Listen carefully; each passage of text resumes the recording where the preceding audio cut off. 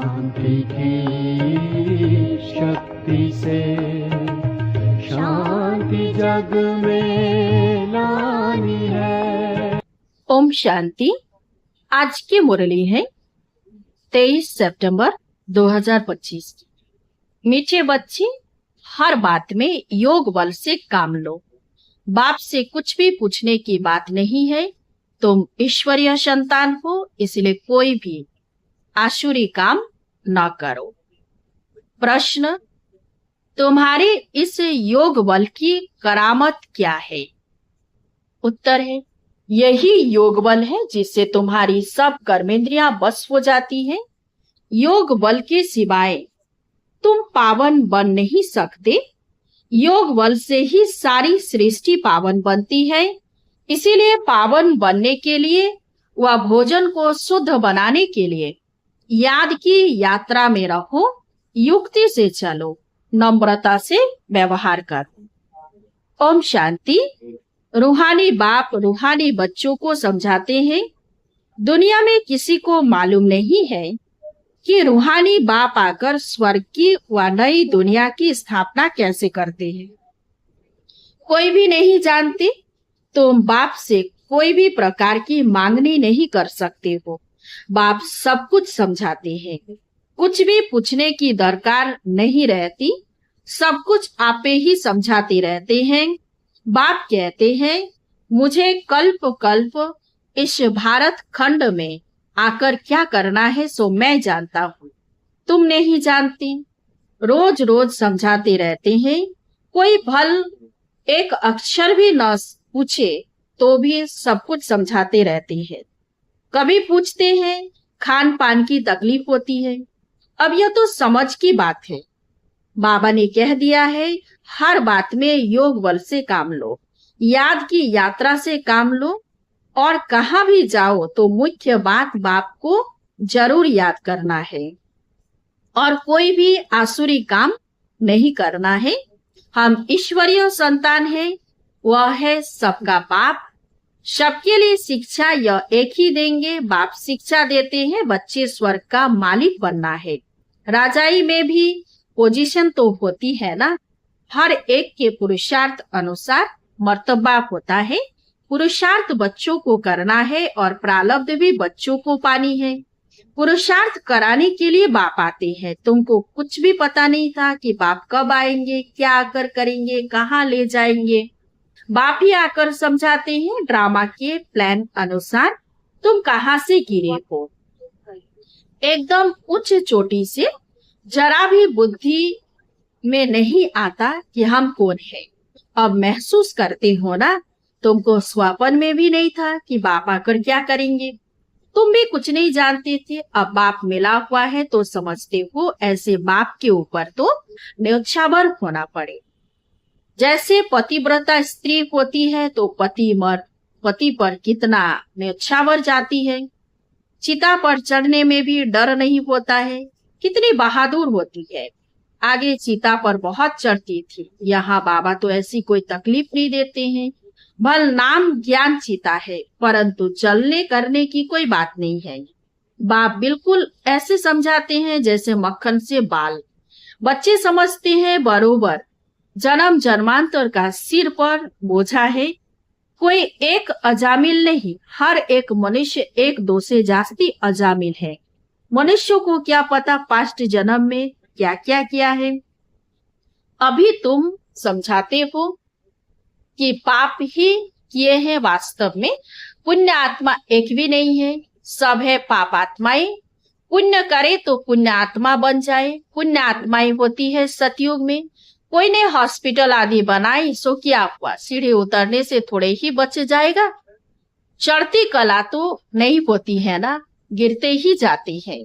यह बाप तो ऐसा बिलोवेड है जिस पर कहते हैं जीते जी न्योछावर जाए, क्योंकि पतियों का पति बापों का बाप सबसे ऊंच है। बच्चों को अभी बाप जगा रहे हैं। ऐसा बाबा जो स्वर्ग का मालिक बनाते हैं, कितना साधारण है। शुरू में बच्चियां जब बीमार पड़ती थी तो बाबा खुद उनकी सेवा करते थे। अहंकार कुछ भी नहीं। बाप दादा ऊंचते ऊंचे कहते हैं जैसे कर्म मैं इनसे कराऊंगा या करूंगा, दोनों जैसे एक हो जाते पता थोड़े ही पड़ता है। बाप क्या करते हैं, दादा क्या करते हैं, कर्म अकर्म विकर्म की गति बाप ही बैठकर समझाते हैं। बाप बहुत ऊंच है, माया का भी कितना प्रभाव है। ईश्वर बाप कहते हैं ऐसा मत करो तो भी नहीं मानते हैं। भगवान कहते मीठे बच्चे यह काम नहीं करना है, फिर वे उल्टा काम कर देते हैं। उल्टे काम के लिए ही मना करेंगे ना। लेकिन माया भी बड़ी जबरदस्त है। भूले चुके भी बाप को नहीं भूलना है। कुछ भी करे, मारे अथवा कूटे, ऐसा कुछ बाप करते नहीं है। परंतु यह एक्सट्रीम में कहा जाता है, गीत भी है, तुम्हारे दर को कभी नहीं छोड़ेंगे चाहे कुछ भी हो जाए। बाहर में रखा ही क्या है। बुद्धि भी कहती है जाएंगे कहाँ। बाप बादशाही देते हैं, फिर थोड़े ही कभी मिलती है। ऐसे थोड़े ही है दूसरे जन्म में कुछ मिल सकता है, नहीं। यह पारलौकिक बाप है जो बेहद सुखधाम का तुमको मालिक बनाते हैं। बच्चों को दैवी गुण भी धारण करने हैं, सो भी बाप राय देते हैं। अपना पुलिस शादी का काम भी करो, नहीं तो डिसमिस कर देंगे। अपना काम तो करना ही है, आंख दिखानी पड़ती है। जितना हो सके प्रेम से काम लो, नहीं तो युक्ति से आंख दिखाओ। हाथ नहीं चलाना है। बाबा के कितने ढेर बच्चे हैं, बाबा को भी बच्चों का होना यानी ख्याल रहता है ना। मूल बात है पवित्र रहना। जन्म जन्मांतर तुमने पुकारा है ना, हे पतित पावन आकर हमको पावन बनाओ, परंतु अर्थ कुछ भी नहीं समझते। बुलाते हैं तो जरूर पतित है, नहीं तो बुलाने की दरकार नहीं, पूजा की भी दरकार नहीं। बाप समझाते हैं तुम अबलाओं पर कितने अत्याचार होते हैं, सहन करना ही है। युक्तियां भी बतलाते रहते हैं। बहुत नम्रता से चलो, बोलो आप तो भगवान हो, फिर यह क्या मांगते हो। हथियाला बांधते समय कहते हैं मैं तुम्हारा पति, ईश्वर, गुरु सब कुछ हूँ। अब मैं पवित्र रहना चाहती हूँ, तो तुम रोकते क्यों हो। भगवान को तो पतित पावन कहा जाता है ना। आप ही पावन बनाने वाले बन जाओ। ऐसे प्यार से नम्रता से बात करनी चाहिए। क्रोध करे तो फूलों की वर्षा करो। मारते हैं फिर अफसोस भी करते हैं। जैसे शराब पीते हैं तो बड़ा नशा चढ़ जाता है। अपने को बादशाह समझते हैं, तो यह विष भी ऐसी चीज है, बात मत पूछो। पछताते भी है, परंतु आदत पड़ी है तो वह टूटती नहीं है। एक दो बार विकार में गया, बस नशा चढ़ा, फिर गिरते रहेंगे। जैसे नशे की चीजें खुशी में लाती है, विकार भी ऐसे है। यहाँ फिर बड़ी मेहनत है। सिवाय योग बल के कोई भी कर्मेंद्रियों को बस नहीं कर सकते। योग बल की ही करामत है, तब तो नाम मशहूर है। बाहर से आते हैं यहाँ योग सीखने, शांति में बैठे रहेंगे, घर बार से दूर हो जाते हैं। वह तो है आधा कल्प के लिए आर्टिफिशियल शांति। किसी को सच्ची शांति का मालूम ही नहीं। बाप कहते हैं बच्चे तुम्हारा स्वधर्म ही है शांत। इस शरीर से तुम कर्म करते हो, तब तक धारण न करे तब तक आत्मा शांत रहती है, फिर कहाँ न कहाँ जाकर प्रवेश करती है। यहाँ तो फिर कोई कोई सूक्ष्म शरीर से धक्के खाती रहती है। वह छाया के शरीर होते हैं, कोई दुख देने वाले होते हैं, कोई अच्छे होते हैं। यहाँ भी कोई भले मनुष्य होते हैं जो किसी को दुख नहीं देते, कोई तो बहुत दुख देते हैं। कोई जैसे साधु महात्मा होते हैं। बाप समझाती है मीठे मीठे शिकिलधे बच्चों, तुम 5000 वर्ष के बाद फिर से आकर मिले हो, क्या लेने लिए। बाप ने समझाया है तुमको क्या मिलने का है। बाबा आपसे क्या मिलना है यह तो प्रश्न ही नहीं। आप तो हो ही हेवनली गॉडफादर, नई दुनिया के रचयिता, तो जरूर आपसे बादशाही ही मिलेगी। बाप कहते हैं थोड़ा भी कुछ समझकर जाते हैं तो स्वर्ग में जरूर आ जाएंगे। हम स्वर्ग की स्थापना करने आए हैं। बड़े से बड़ा आसामी है भगवान और प्रजापिता ब्रह्मा।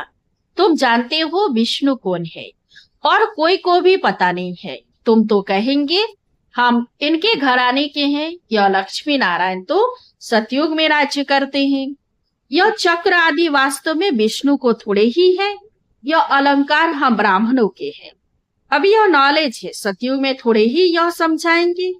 ऐसी बातें बताने की कोई में ताकत नहीं है। तुम इस 84 के चक्र को जानते हो, इनका अर्थ कोई समझ न सके। बच्चों को बाप ने समझाया है, बच्चे समझ गए हैं। हमको तो यह अलंकार सौंपते नहीं। हम अभी शिक्षा पा रहे हैं, पुरुषार्थ कर रहे हैं, फिर ऐसे बन जाएंगे।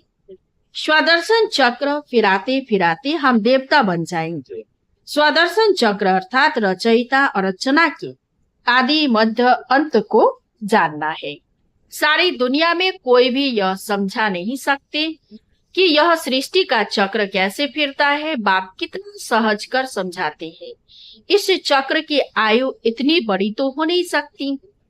मनुष्य सृष्टि का ही समाचार सुनाया जाता है कि इतने मनुष्य है, ऐसे थोड़े ही बताया जाता है कि कुछ कितने हैं, मछलियां आदि कितनी है, मनुष्यों की ही बात है। तुमसे भी प्रश्न पूछते हैं, बाप सब कुछ बतलाते रहते हैं, सिर्फ उस पर पूरा ध्यान देना है।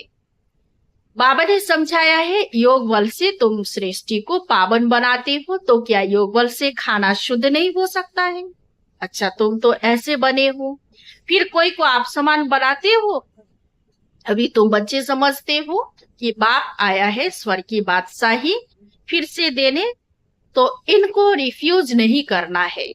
विश्व की बादशाही रिफ्यूज की तो खत्म, फिर रिफ्यूज यानी किचड़े के डब्बे में जाकर पड़ेंगे। यह सारी दुनिया है किचड़ा, तो इनको रिफ्यूज ही कहेंगे। दुनिया का हाल देखो क्या है। तुम तो जानते हो हम विश्व के मालिक बनते हैं। यह किसी को पता नहीं है कि सतयुग में एक ही राज्य था। मानेंगे नहीं, अपना घमंड रहता है तो फिर जरा भी सुनते नहीं। कह देते यह सब आपकी कल्पना है, कल्पना से ही यह शरीर आदि बना हुआ है। अर्थ कुछ नहीं समझते, बस यह ईश्वर की कल्पना है। ईश्वर जो चाहे सो बनते हैं, उनका यह खेल है। ऐसी बातें करते हैं, बात मत पूछो। अभी तुम बच्चे जानते हो बाबा आया हुआ है। बुढ़िया भी कहती है, बाबा हर 5000 वर्ष के बाद हम आपसे स्वर्ग का वर्षा लेते हैं। हम अभी आए हैं स्वर्ग की राजाई लेने। तुम जानते हो कि सभी एक्टर्स का अपना पार्ट है, एक का पार्ट न मिले दूसरे से। तुम फिर इसी ही नाम रूप में आकर इसी समय बाप से वर्षा लेने का पुरुषार्थ करेंगे। कितने अथाह कमाई है। भल बाबा कहते हैं, थोड़ा भी सुना है तो स्वर्ग में आ जाएंगे, परंतु हर एक मनुष्य पुरुषार्थ तो उच्च बनने का ही करते हैं ना, तो पुरुषार्थ है फर्स्ट। अच्छा, मीठे मीठे सिके लदे बच्चों प्रति माता पिता बाप दादा का याद प्यार और गुड मॉर्निंग। रूहानी बाप की रूहानी बच्चों को नमस्ते। हम सब रूहानी बच्चों की रूहानी बाप दादा को याद प्यार और गुड मॉर्निंग, नमस्ते नमस्ते नमस्ते। धारणा के लिए मुख्य सार है। 1 नंबर, जैसे बाबा बच्चों की सेवा करते हैं, कोई अहंकार नहीं, ऐसे फॉलो करना है। बाप की श्रीमत पर चलकर विश्व की बादशाही लेनी है, रिफ्यूज नहीं करनी है। 2 नंबर, बापों का बाप, पतियों का पति, जो सबसे ऊंचे बिलोवेड है, उस पर जीते जी ने अच्छावर जाना है। ज्ञान चिता पर बैठना है। कभी भूले चुके भी बाप को भूल उल्टा काम नहीं करना है। वरदान, खुशियों के अखूट खजाने से भरपूर सदा बेफिकर बादशाह भवो। खुशियों के सागर द्वारा रोज खुशी का अखूट खजाना मिलता है। इसलिए किसी भी परिस्थिति में खुशी गायब नहीं हो सकती। किसी भी बात का फिकर हो नहीं सकता। ऐसे नहीं प्रॉपर्टी का क्या होगा, परिवार का क्या होगा, परिवर्तन ही होगा ना। पुरानी दुनिया में कितना भी श्रेष्ठ हो, लेकिन सब पुराना ही है, इसलिए बेफिक्र बन गए। जो होगा अच्छा होगा। ब्राह्मणों के लिए सब अच्छा है, कुछ भी बुरा नहीं। आपके पास यह ऐसी बादशाही है जिसे कोई भी छीन नहीं सकता। स्लोगन, इस संसार को एक अलौकिक खेल और परिस्थितियों को खिलौना मानकर चलो तो कभी निराश नहीं होंगे।